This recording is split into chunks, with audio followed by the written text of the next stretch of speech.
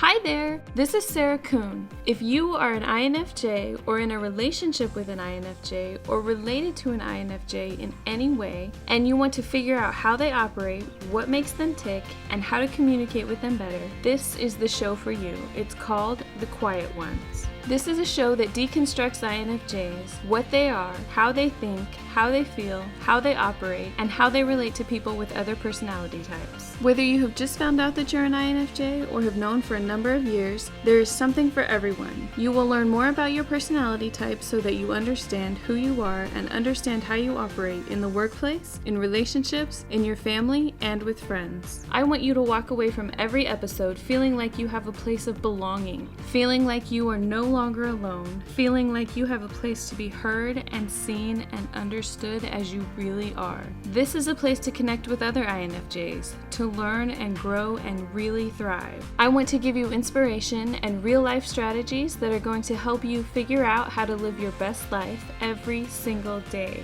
Though INFJs are very rare, you are not alone in this world. You are not the only one who thinks the way that you do and feels the way that you do. Hear from real INFJs just like you. Hi there, Sarah Kuhn here. Welcome to another episode of The Quiet Ones. You guys, I am so excited about the podcast this year. I have interviewed so many people, and I think I've already interviewed like 20, and I have like 15 more already scheduled. And there's so many amazing people. First of all, we're talking to a wonderful lady today whose name is Laura. She is a health coach, and we're going to talk about cycle syncing and balancing your hormones, which is a little bit different of a topic for us, but she had a lot of amazing things to say. She's an INFJ, and we spoke about a lot of other things other than health as well, so make sure that you stick around. It's a great interview. But yeah, I've been talking to a lot of other people too. Just last night, I spoke to a self-love coach. I didn't even know such a thing existed, but I'm so glad that it does. I have learned so much about self-love in the past couple of years. And part of our conversation, I was just thinking back to the last 5 or 6 years and how much has changed for me. And I'm so excited about that. It's kind of like you put all of the little pieces together, and then at some point, everything just clicks. I hope you feel that way too, because it seems like that happens a lot for me in a lot of different areas, not just with self-love, but with a lot of other things too. It happens a lot with my business, with social media. It happened to me a lot in school too, when I was in college and when I was in high school. So yeah, we talked a lot about self-love. I asked her a lot of questions that you guys ask me, and you'll hear that interview in a couple of weeks. So I wanted to get back to self-love though. I've been thinking so much about it. It's something that is really near and dear to my heart because it really affects me. For the longest time, I thought that I was just born without self-love. I thought some people were, and that some people just didn't know how to do it. Like maybe there was some part of my brain that was missing, or somehow I was deformed somehow. I didn't really know. I just knew that the way that people spoke about self-love, that I didn't feel that. And I've struggled with self-confidence for as long as I can remember. So many times I've sat with my parents, with teachers, even with bosses, and they would say things to me like, well, you just need to have more self-confidence. And I would say, yeah, I understand that's the problem. How do I get that? And every single one of them would give me this confused look and be like, I don't know. I've never had that problem before. It doesn't affect me. So it left me very frustrated and very lost because I knew that I had a problem, but I didn't know where it came from and I didn't know how to fix it. And it really feels like the past couple of years, I've really been putting all of those pieces together and everything's finally clicking now. And I'm just so excited about it that I really want to share it with everybody. It's kind of like my personality type. Once I learn about something like that, I really dive into it and want to know all of the things. And then it's like, okay, I can't just have this information benefit me, it needs to benefit everybody else as well. So I have decided that I'm going to put together a course on self love. And I'm going to start with a masterclass. So anybody who wants to be a part of the masterclass can. It's going to be free. I don't have all the details worked out, but I just wanted to let you know that it's coming. So heads up. There is a link in the show notes for you to sign up for it if you're interested in it, if you want to be a part of it. Make sure that you sign up. It's just your name and your email address, and then make sure that you check your email and your spam folder too, because sometimes my emails get stuck in there. So make sure that you're looking for those. And yeah, I really, really hope that you will be a part of it, even if it's something that you think that you don't need, because there's so much that we can learn and it impacts so many different areas of our life. It's not just looking in the mirror and saying, okay, I like what I see. It impacts your job. It impacts your ability to get a job, the jobs that you apply for. It impacts the type of career that you have and the decisions that you make as far as wanting to start your own business, or if you want to start a side hustle, or I mean, it even comes down to taking pictures of yourself. When I look at myself for the past 15, 20 years, there aren't really a lot of pictures of me. And a lot of that has to do with not wanting to be seen, which comes back to self love. You'll see that on my social media feed as well. You see it on Instagram. There are no pictures of me. I have worked professionally in digital marketing for about 10 years. And the first thing that I tell people is you need to humanize your brand, which means your face needs to be everywhere. People need to see you. You need to have professional pictures on your website. You need to be posting selfies and videos all the time. You need to be on Facebook Live. You need to be on Instagram Live. And I work with clients coaching them about social media and digital marketing. And, that's the first thing that I tell them. And they always come back at me with, well, your face isn't on your social media. And I'm like, yeah, it's not. I know it needs to be. It really does need to be. I know it makes a huge difference because I've seen such a huge difference already this year with just doing the podcast episodes on video. And by the way, just in case you don't know, they're on YouTube. So you can go to youtube.com/The Quiet Ones Podcast. You can also go to youtube.com/INFJ Woman. But it makes such a huge difference to have your face out there for people to be able to see you.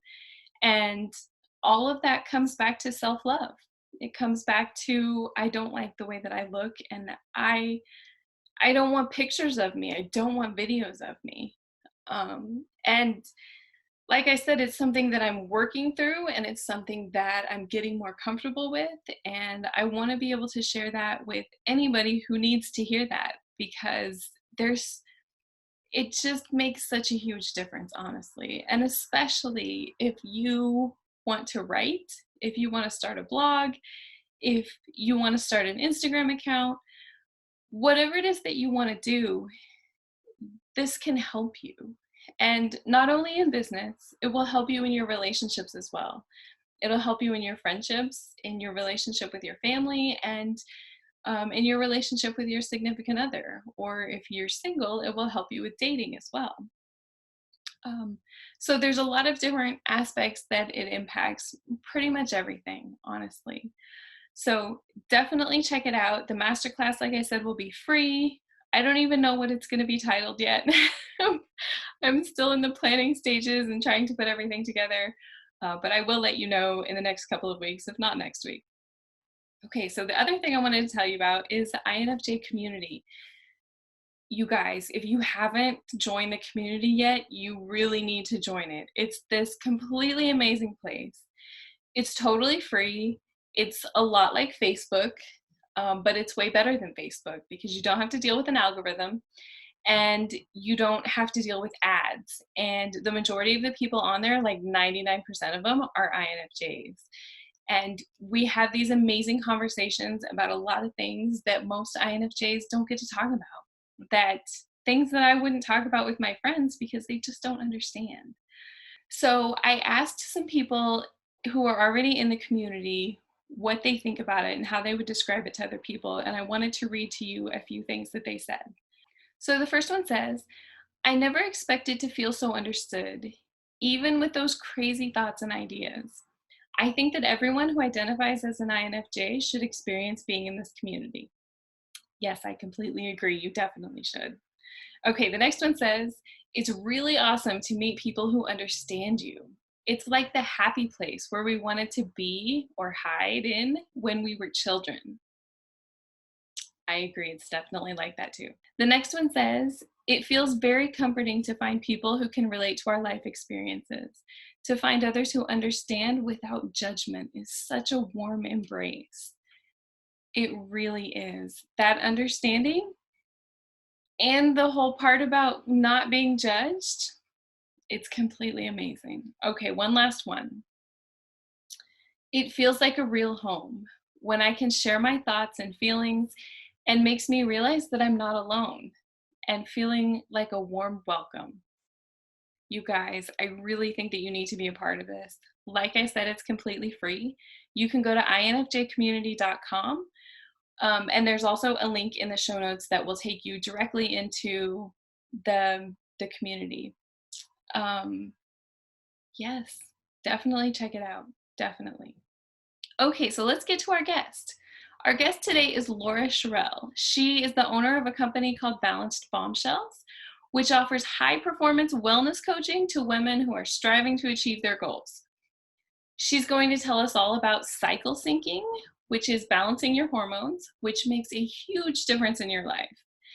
I will tell you about my experience with it after the interview, but I'll tell you right now, it does really make a huge difference, honestly. And just one more reminder, you can watch the video interview on YouTube at youtube.com/thequietonspodcast. All right, so tell me, how did you find out that you're INFJ? I found out after I graduated college when I took the Myers-Briggs test, and I really wish that if I could have taken that like in middle or high school or even in college, I think it would have helped a lot.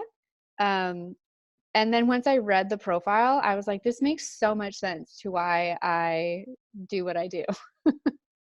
Right. So how did it change your life? Was there anything that really changed once you figured that out? I think more of like an emotional component is what I felt. I felt more understanding of myself. Like I had to learn, like growing up, I learned really quick that it was more socially acceptable to be extroverted. So like, I think I overcompensated in a lot of situations trying to be extroverted, but then didn't understand why I would feel so exhausted when I would get home or I would be away from people. And it explained a lot of like why I would go to parties with friends and I would leave after like 2 hours and everyone would stay for like 6. Um, so that just made so much sense. And then in college, like at first I thought like I was a loner, but I would like go and eat like breakfast and lunch by myself, no problem. And I just would always look around campus and I'm like, everyone's always in like their groups. And it's like, am I just not cool enough? Like, am I just, not social enough? And then I just I was never meant to be like in a huge group. Like I actually found them very overwhelming. So that's why I would leave a party after an hour or two. So I think that just helped kind of emotionally kind of have that release of just like, oh, it's okay to be this way. It's okay to go to a party for an hour or two and leave and just know that you've had your fill of socializing and like that's it. Um, and just learning how to give yourself that rest period, whereas I don't think I did that before, which would make me feel more exhausted and overwhelmed. Yeah. I felt the same way when I was in school, and it got to the point where I thought, okay, I'm just not meant to fit in, so I'm just going to do things to make myself stand out. And Mhm. not like I want to be the center of attention, but rather than walking into the lunchroom and saying, I'm going to find somebody to sit with, I'm just like, no, I'm going to sit at the far table away from everybody else and Yeah. hope that nobody comes over to me. And even now it's kind of the same. I go to lunch at a different time than everybody else in our office does.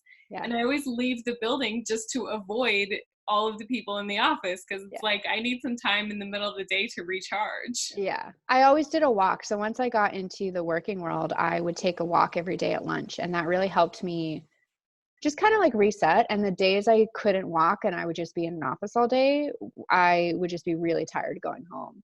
Um, but I was always sociable. So like I at least teaching myself how to be extroverted and like connect with people. I always was better on like a smaller scale of friends, like a small group of friends versus like a huge one. Um, but I always had to take time away. So like sleepovers as a kid was really hard because you don't ever get that space to kind of recharge. Right. Um, and then just even now, so like I teach a concept in women's health called cycle syncing, where you pair your like food and your lifestyle and your social calendar, your work activities to where you are in your cycle. And so I've taken the Myers-Briggs test at like different parts of my cycle. So the first half of my cycle, I'll sometimes come out as an ENFJ because I'm going to be more extroverted in the first part of my cycle. And then the second part, I'm always INFJ when we're naturally more reflective. We naturally want to be more introspective.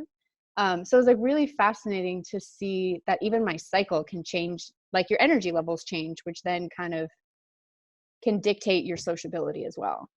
Sure. Yeah. I never really thought about it that way, but I'd never heard of that term cycle syncing until you reached out to me.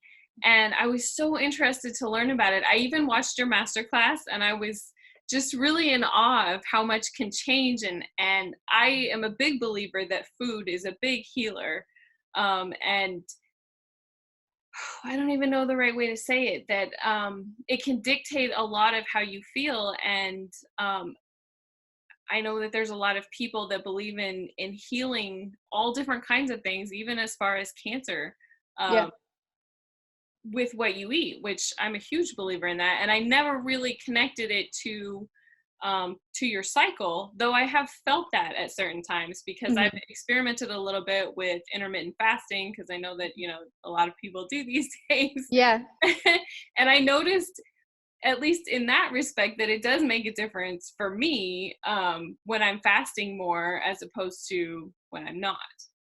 Yeah. I mean, honestly can't believe how much our cycle dictates everything. Like it really controls our thoughts, our mood, our emotions. And if our hormones are off, then we're going to be feeling more tired. We're going to be feeling more insecure about ourselves. We're not going to be feeling as sociable. So it was just, to me, it was even taking your personality type and kind of like taking things to a next level because I always plummeted right before and during my period, especially during really busy times at work. So I did a lot of event planning. So as an introverted person, you can understand that event planning was tough during crunch time. So like on one side, I really liked it because at the event, I didn't have to sit and do small talk with people, which I know INFJs can't stand. We want to get down to like the root of it. We don't want to do small talk. I just want to talk to you about your like hopes and dreams in life. Sure. Um, so I got to be able to host, which means that you get to talk to people for like 2 minutes and be like, oh, once you're done with the conversation, you could be like, oh, I have to go check on something. And then you can just leave. So like that was super helpful. Um, but being around people for such an extended period of time, I never had that time to like step away. So like hormonally, it made my mood suffer. It made my energy suffer. I would give everything I could to my job. But when I came home, I wasn't seeing friends. Like I would go months without planning something with friends because I just couldn't handle being around people anymore. So then starting my own business and working for myself, my health actually improved so much because I didn't have to be around people if I didn't want to be. So it really helped like create some separation where you can hang out with people and see them when you want, and then do your own thing and kind of dive into your own creative work as well. Which health wise for me was really helpful. Yeah. Yeah. I was really interested to learn about it too because I know that my hormones are off for like in a big way because I have endometriosis. And I was only diagnosed just a couple of years ago, but I've really had the symptoms for as long as I can remember. Mm-hmm. And one of the big things for me was when you go to the doctor and you say, listen, I have all of these problems, and they're like, oh, that's normal, Oh my God. Yeah. and, Yep. and you're like, are you sure it's normal? And Yeah. It's the not first normal. few years it's like, oh, okay, it's probably Yeah. just me, maybe I'm being dramatic, maybe maybe everybody deals with that and I just can't. And then as I got older, I started talking to some friends and they're like, no, that's not normal. Like I don't have that problem, or I talked to some other ones and they're like, oh yeah, I have endometriosis or I have PCOS. And yeah, Mm-hmm. that's exactly what I have. And I'm like, why did nobody ever tell me this before? This is Yeah. No one talks about it. And I mean, it's a smaller percentage. So like I was on the pill for like 9 years and didn't understand that I never should have been on it. Um, for me, one of my hormone issues after I got off the pill was struggling with low progesterone, and the doctors never caught it. They never talked to me about it. The pill caused it. My stressful life caused it. But it made me suffer from something called PMDD, which is like premenstrual dysfunctional disorder, and only about 5% of women struggle with that. So I got more of like the bloating before and during my period and emotional instability. So that's what I struggled the most with. Whereas like for PMS, 90% of women deal with that. And like, we just think, yeah, it's normal. And like, yes, every woman struggles with her hormones, but you don't have to. So like now I don't even get PMS symptoms. So not only was I able to get rid of PMDD, but I got rid of PMS. So sometimes when I'm at parties, people will be like, what? Like they don't even know that it's possible. So it's like you absolutely can calm your body down from the inside out. Food is a huge component. Taking time, especially with like being an INFJ woman, like taking space away from people helped me so much to be able to actually calm my stress hormones that were raging and then can create more inflammation and anxiety in the body.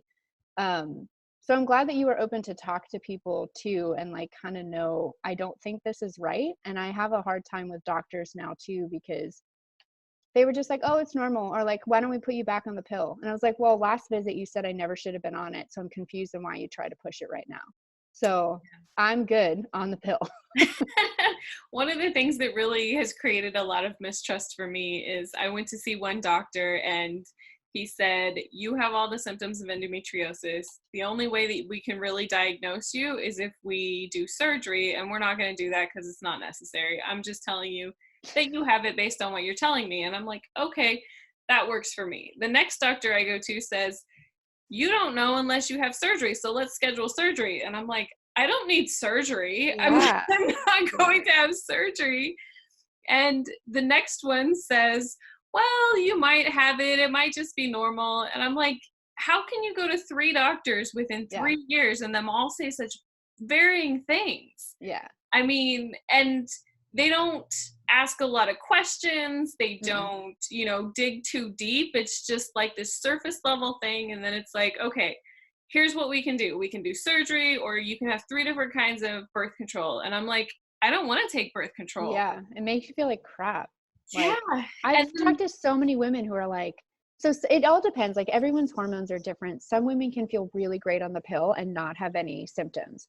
Other women like us, it causes more hormonal problems. Like I got debilitating migraines on the pill, like excruciating migraines, like so terrible. And I've heard of other women, the pill caused endometriosis in their body. So it's like, or PCOS, like it's just crazy. And I'm not against the Western medicine. I just feel like a lot of people today should consider partnering with a health coach to be able to help advocate when you're in the doctor, because I really do believe in medicine, but I also believe in holistic care. right. And every woman kind of going down that path and really understanding the products we put on our bodies. A lot of these have chemicals that mimic hormones in the body and actually create a lot of hormone problems because they're showed up as basically fake hormones that our body can't tell the difference. Yeah. So it's just, yeah, you have to definitely know what you're dealing with and how to advocate. And, did they tell you like actionable things you could do to like kind of release the inflammation? See, that's one of the things too, is when you go to the doctor, and like you said, I'm not against Western medicine either, because I think that, you know, there is a place for it, especially Yeah. when you're talking about things like antibiotics and things. But when you go to the doctor, they have their prescription pad, and that's what they're telling you about. And a lot of times they don't tell you, hey, you can do some other things for that. Yeah. Things like turmeric and apple Yeah. cider vinegar and things like Hmm. that. They never bring that up. They never say, what are you eating? Correct. Um, Yeah, for sure. They never ask. And that's usually like the first thing I'll do with a client is we walk through what her daily diet is. And then like I know based off her symptoms and when she's experiencing them throughout the month of what foods could be causing some sensitivity that can increase inflammation. So it took me years to figure out that I had a sensitivity to gluten, dairy, and soy. So those caused a lot of inflammation in my body. And until I could address that and cut them out, emotionally, I didn't feel good. Like energy wise, I didn't feel good. And they was just causing so much inflammation. So then every time my period would come, things would be 10 times worse. But I have friends who can eat gluten, no problem, or they're sitting there having wine and cheese and their skin is beautiful. And like they have no acne and no issues, where I'm like, that's just not my life path. And I can't be jealous about it. I can admire it in other people. And I just need to be okay with like, this is where my body's at. It's cool. We're just going to support it a little differently. And I wonder too, you know, I haven't talked to as many INFJ women as you, but I feel like we're a pretty sensitive group. So I'm very sensitive within my body, and I'm just wondering if other INFJ women find the same thing, that they're actually very sensitive to a lot of things internally. I think I think that it's true. I mean, it's definitely true for me. I know that I try to hide a lot of that. Hmm. And even when it comes to things like, I also have depression and anxiety, Hmm. which I know can be affected by what you eat as well. Hmm. But even those types of things, I don't want to show. Right. So there's a lot that I just like to keep locked up. And I think a lot of that comes from being so sensitive to things and being so affected, because I'm highly sensitive as well and an empath. So it's just, it's, it's kind of this amazing combination that has a lot of benefits, but then it also has a lot of things that Yeah. are challenging Yeah. as And well. I feel like it like it comes on the health side of that, like empath and like highly sensitive person. And it takes a lot of, I think, mindset work to be able to separate yourself from like other people and situations. When I worked in an office, like I used to have to do energy clearing meditations or like energy protection, where you kind of like imagine a white bubble, or you're in like lit up circle or something. So basically you like consciously think like all of their negative energy is going to like repel off of it, and I'm not going to soak in their energy. And like that would help. But then I got so exhausted of trying to like prepare myself to be around people.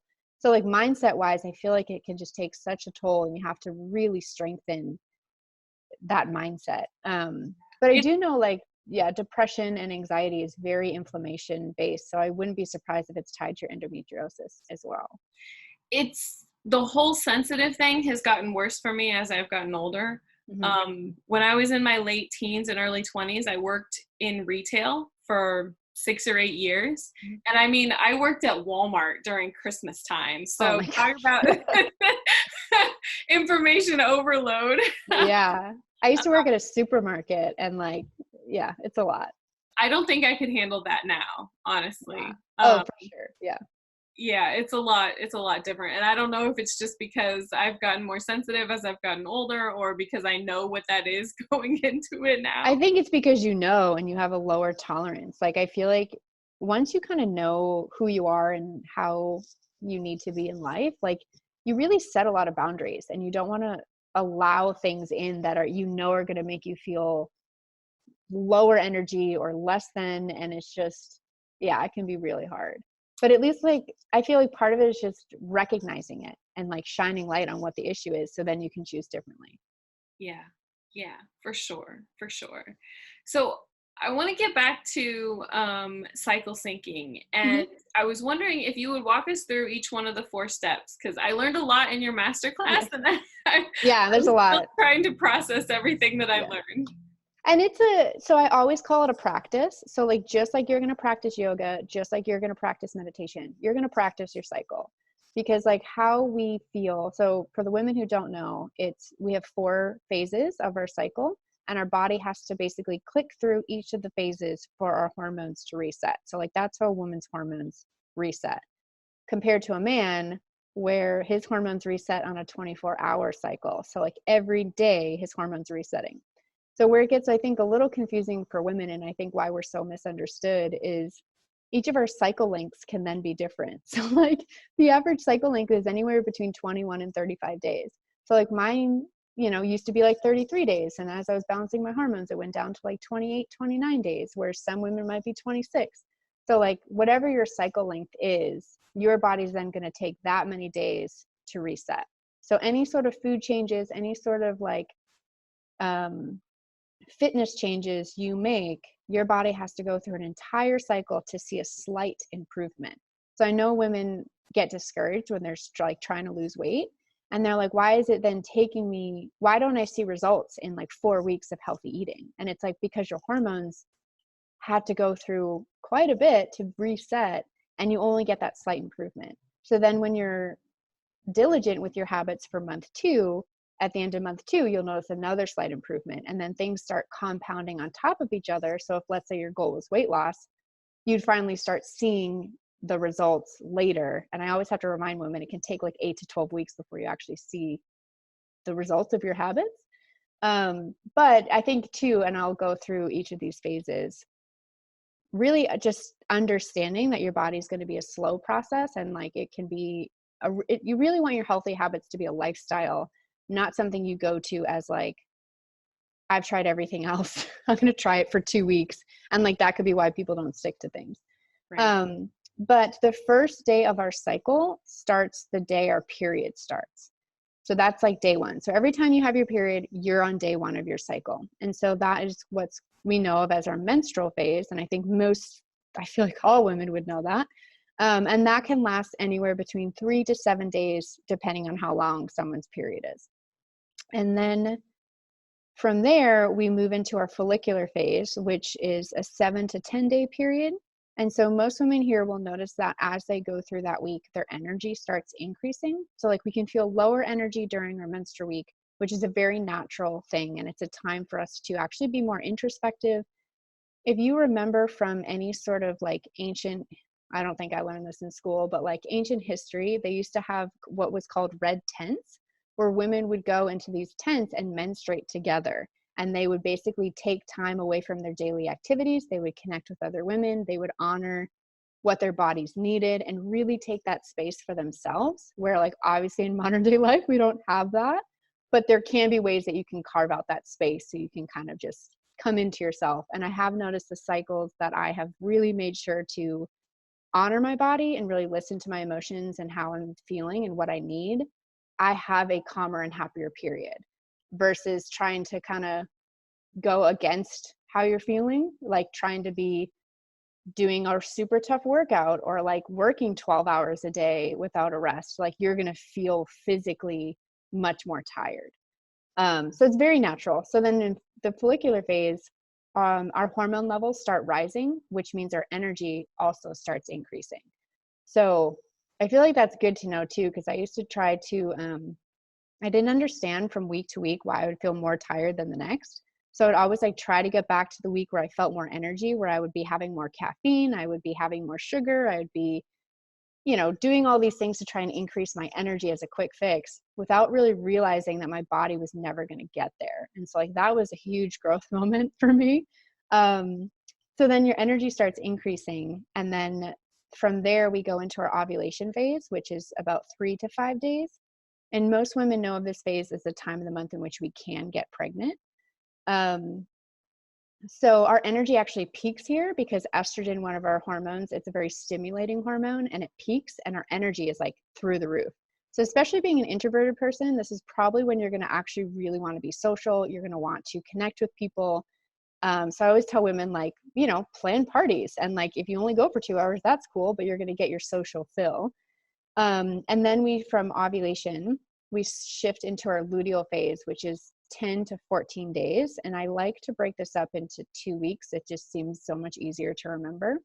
So the first week, I've found that like energy wise, you're very similar to ovulation. So you might still be feeling a little bit more social, very, you know, excited to go and work out or, you know, go out, be out and about.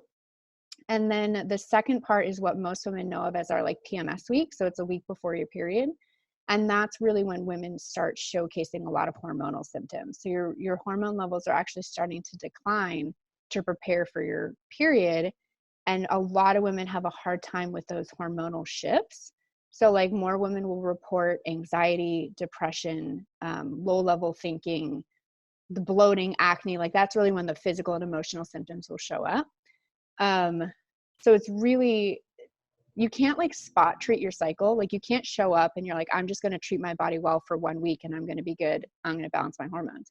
You have to really show up for yourself every single week to be able to see that those hormonal symptoms subside, which I feel like some women appreciate, some women get mad about, but it's like, we're women, like this is how our bodies are designed. And like, Right. the more we can like lean into it and like just accept how we are, that's when we can show up and like make the changes that we want. Like we're not men, we shouldn't be compared to them. Our bodies are so different. And I think one of the most fascinating pieces I learned about women's health was how much medical studies from like metabolism, food, fitness, all of these, like those medical studies are done mostly on men. And then we're getting the results and being like, oh, this is what you should do. And so a lot of women are failing at their metabolism, weight loss, building lean muscle, because all these like claims are more for the male body. And like our bodies are so different. So like we really do need to support ourselves differently. So That's so crazy that they yeah. do that. I mean, it's 2020. Like Yeah. they shouldn't do that. That's like comparing us to rats, you know? Yeah. Yeah. Our Well, bodies don't work another the one, same way. another big one was like the pharmaceutical companies would do testing of like new drugs, and they would be like, oh, okay, here's what we found from our results. And so they'd give men that dosage and they'd give women like the same dosage. And women were coming back in the doctor's office having all of these problems. And they were like, oh, oops, women were supposed to get half the dose. And we were like, what? Like, are you kidding me? Yeah, Yeah. Like, that's a big difference. yeah. Like we process caffeine at a slower rate and alcohol at a slower rate. So like if you were going to drink like tit for tat for a man, his body can wake up, reset the next day where you still feel like drunk and hungover. Like, so it's, I think just really women coming to understand their bodies and owning the fact that we're women. And I feel like, you know, a lot of in our work society today, we try to keep up with the boys. And it's like, I don't even want to. I'm going to use my gifts and I'm going to show up as I am and use my feminine ways and know that there's power in that and not ever try to be like a man. Yeah, for sure. For sure. With the way that I struggle during my period, I think every single month, like, man, women should get like 12 extra days off of work a year just for that first day. Some countries are instituting menstrual leave, like 1 to 3 days every single month for women to take off if they need to support their bodies a little differently. So Yeah, like I know Italy does it. yeah, and you can just put it right in there with sick time, so I don't have Yeah. to tell you that's what's going on. But I Yeah. just say, hey, I'm sick. Because I can I work was from home. taking those days anyway. That's when I would get like the most hormonal headaches or the most severe cramps. Like that was when I really just needed to listen to my body. And it's like, she doesn't want to move right now. So like, so I you can find other ways to like counteract it. So I found that like I used to get really bad menstrual cramps. And now thankfully don't. So menstrual cramps are very like inflammation based. And then we can get too much blood stagnation in the uterus. So it has a lot to do with blood flow. Mhm. So every morning when I know my period would come, I would force myself to go out for a run. And like, yeah, 90% of the time I did not want to do that, but I would just do like a short run, like 20 to 30 minutes. And I would come back and it would help me so much for the rest of the day. Cause it just, you're getting the blood flowing. So even if you're doing jumping jacks in your house or like dancing in your living room, the blood flow can actually help ease your menstrual cramps, which I just thought was fascinating. Like, why couldn't my doctor have told me that? And like, it just would have changed a lot. I've read that exercise helps, although I can't say that that I've experienced that, because usually during that time I'm like, I'm not even gonna move. Like, Yeah. where's the Advil? And I have gotten to the point where I take so much Advil that the doctor's like, what's wrong? Like, there's something wrong with your liver. What's going on? What are you taking? Yeah. Because you told me you weren't taking anything. And I'm like, no, it's just Advil. And they're like, how much do you take? So, You can do, so I do like two things. One is I make a beet smoothie a few days before my period. So I like, know you were talking about that, and yeah, I was agreeing with you the whole time in the masterclass, because I'm like, I cannot stand beets. I Like, can't it's stand the them. worst I thing in the hate whole them. entire world. But if you put it in a smoothie, I swear to you, you don't taste it. It's especially if you put like cinnamon or some fruit in there, like you're just not going to taste it. But I am fascinated to how much having beets like 3 to 4 days before my period and maybe the first day or two has made a difference. Like literally mind blown of like beets. So they promote more blood circulation in our body and it goes to the uterus, which can actually help clear up any of that stagnation. Another thing you can do, there's a lot of studies out that a woman's multivitamin doesn't have enough zinc for women who experience menstrual cramps. So zinc is a powerful anti-inflammatory. So I'll start like 3 days before my period, I'll start taking like a 30 milligram tablet of zinc. And that actually has really been powerful in alleviating menstrual cramps. Which I just find fascinating. Like there's all this research out there, but nobody is sharing and talking about it where we can actually like change how our bodies are. Yeah. And then like the first day or two of my period, I'll take 1 to 3 tablets of zinc. And if I then need ibuprofen, I can take that. But then like your liver might not take as much of a hit. Right. Yeah. Yeah. I'm definitely going to try that for sure. Yeah. I was surprised by how much vitamin B complex helps me.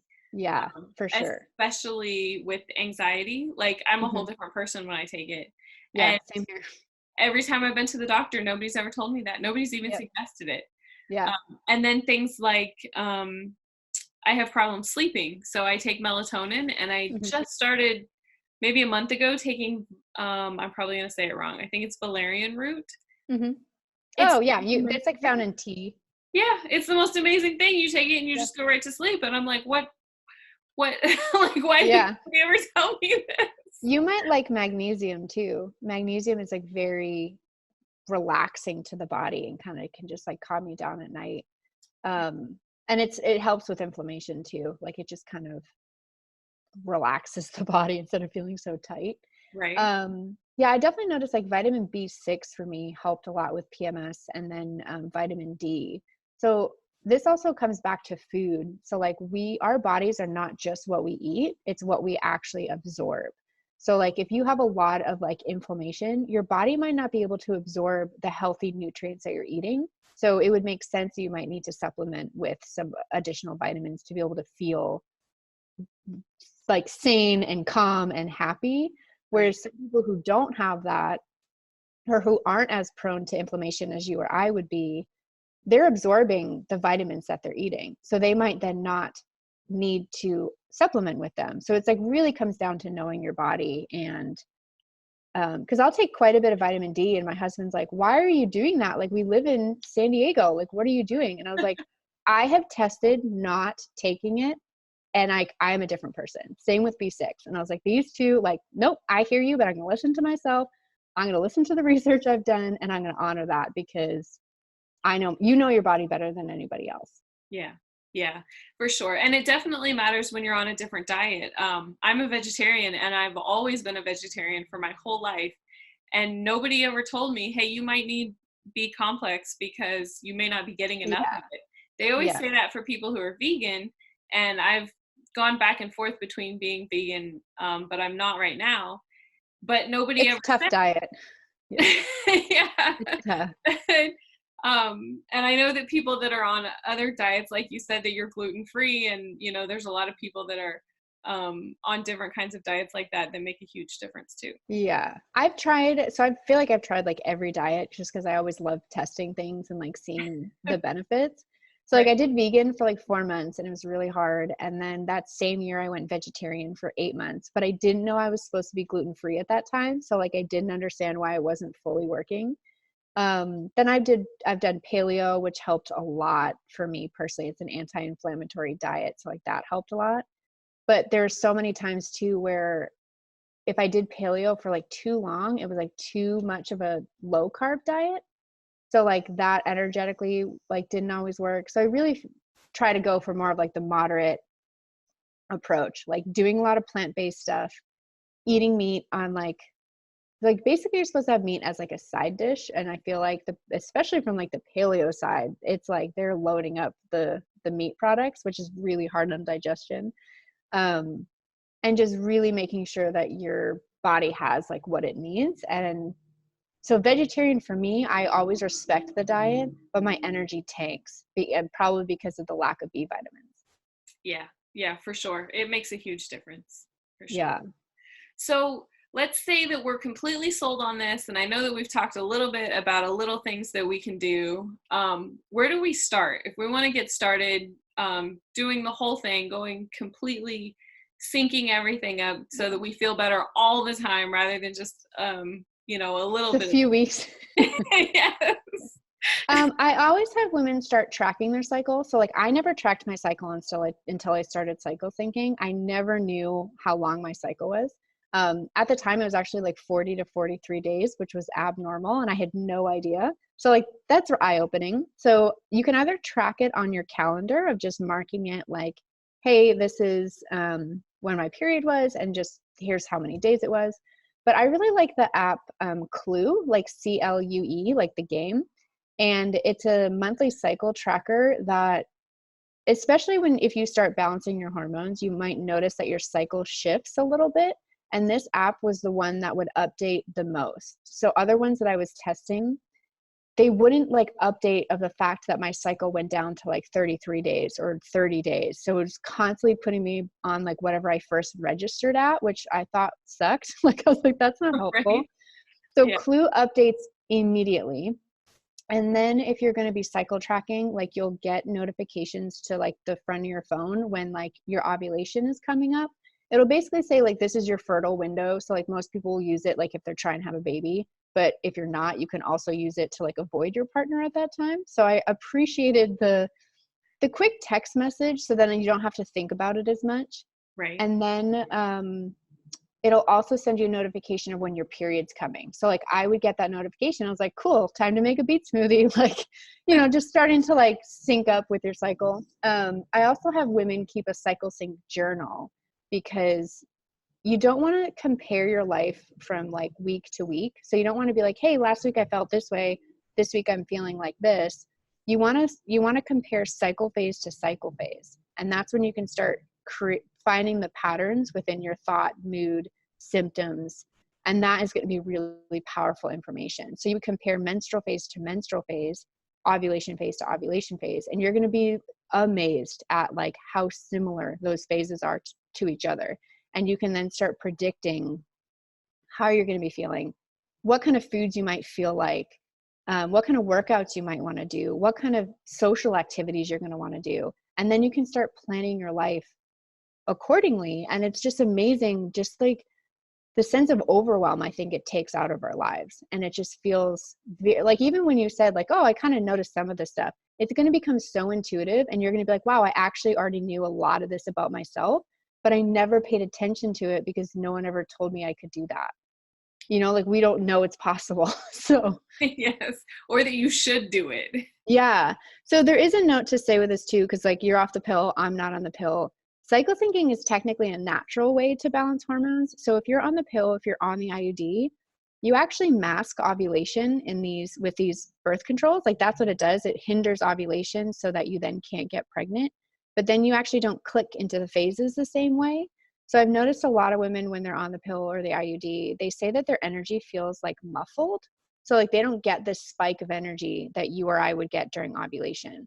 Some women still track their cycles even though they're on the pill, but I don't think you're going to feel the same way as someone who's off it, because those devices are actually like masking a lot of your hormones. So you're just not like what I'm saying. If you're on the pill or IUD, you're gonna be like, oh, I don't know what that is. It's because you're on the pill and the IUD. Yeah. Yeah, for sure. But it's good to know that there's an option out there, because I feel like the doctors always push the pill or the IUD and they're like, oh, this is going to help you balance your hormones. No, it masks your hormones, tunes you out of your body. And like, there is a natural way to actually support your body, and you can do it by syncing everything to your cycle. Sure. So you mentioned that you're a health coach. So how do you help people with this? Oh man, yeah. So people come to me for a variety of reasons. Usually it's hormonal. They're always looking for something. They're looking for more energy. They're looking to lose weight. They're looking to get rid of PMS. I work with some athletes too who want to improve their like endurance and their fitness performance. And it's all very hormonal related. So you can actually like hack the body to get it to do what you want. So once I know what someone's goal is and what their daily lifestyle is like, what their preferences are, that's when I can help them match their habits to their cycle so they can actually get the results that they're looking for.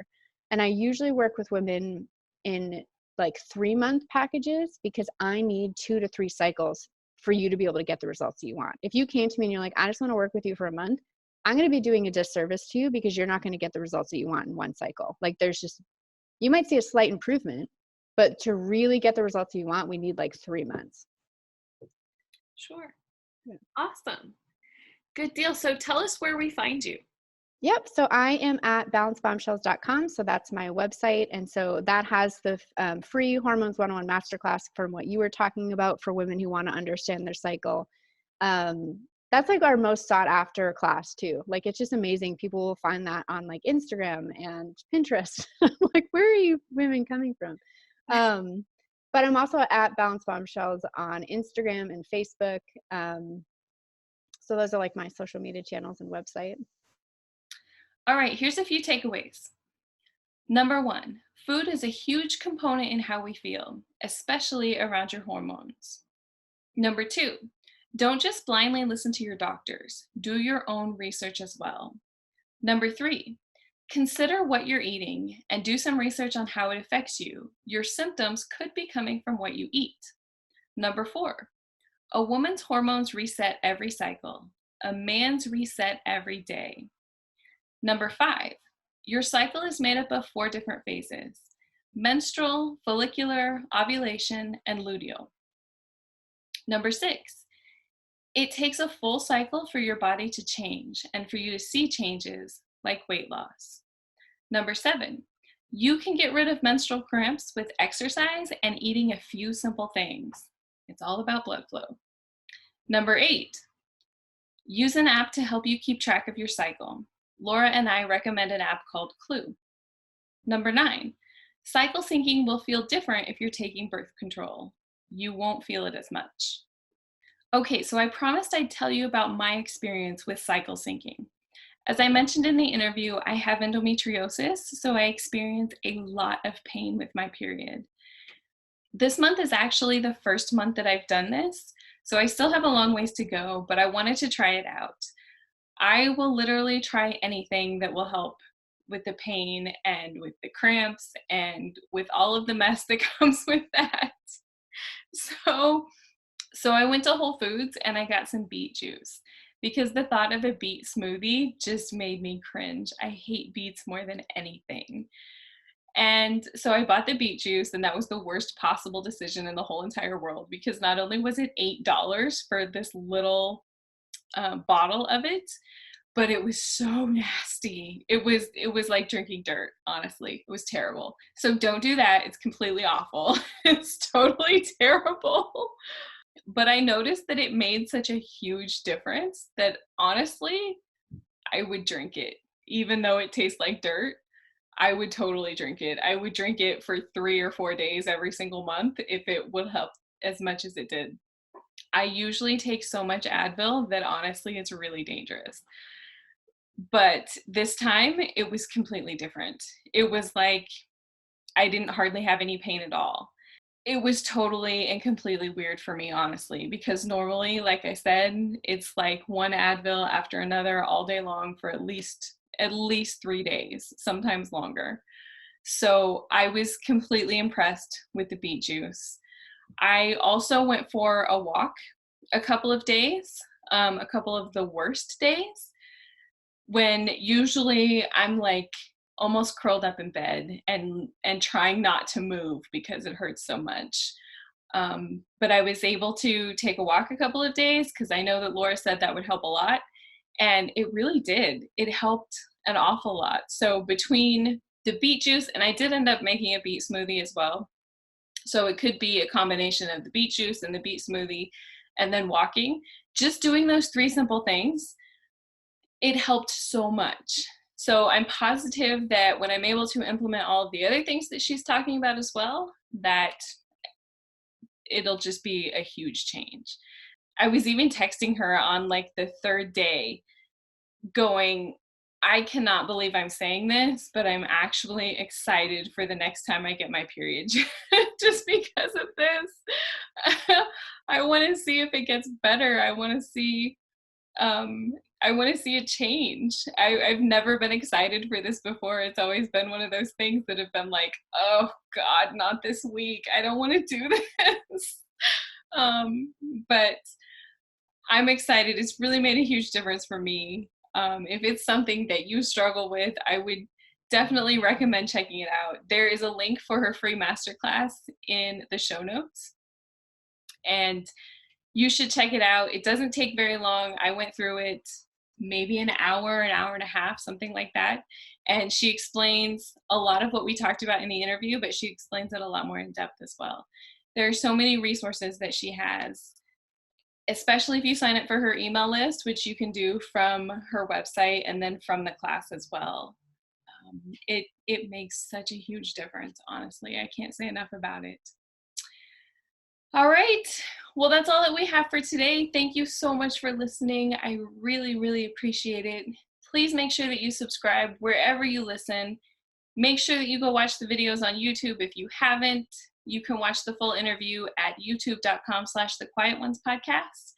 And you can also find some bonus videos from this podcast and other interviews that I've done as well at youtube.com/INFJwoman.